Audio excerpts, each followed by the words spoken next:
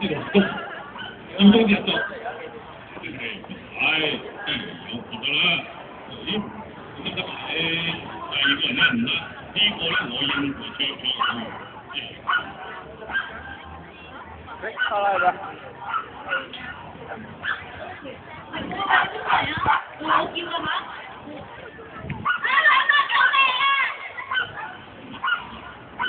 你叫我做乜嘢啊？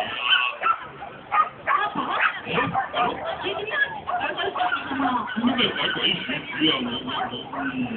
我唔係鬼鬼鼠鼠啊！呢個就係你個女啊！你搞乜嘢啊？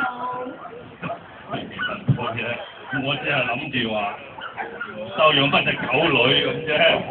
狗女咁我哋屋企已經有咗 Bobo 啦。係咪就係為咗 Bobo 咯？嗱，你知道。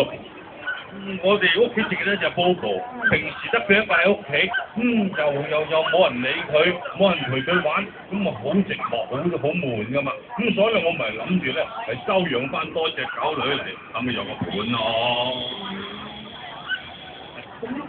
咁佢係邊個啊？我係護動物組織嘅義工。咁咧，你阿爸託我幫你咧揾一隻狗仔，但係咧又冇俾你知住喎，諗住俾個驚喜你啊嘛。所以咪嚟呢度啊，睇下有邊啲啱心水嘅，揀咗先啦。真嘅？係，不過咁，我今日約佢出嚟咧，仲有一個更加重要嘅目的。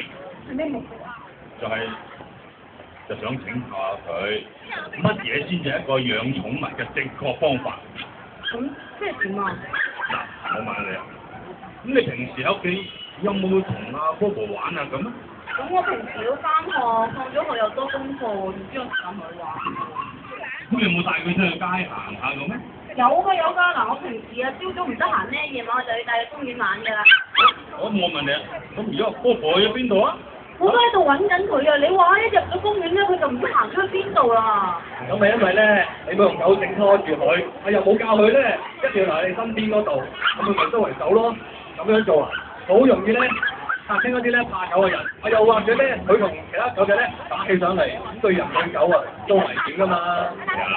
咁會有冇諗過添，下次我會攞條狗帶咧拖實佢㗎啦。其實咧養寵物咧係需要好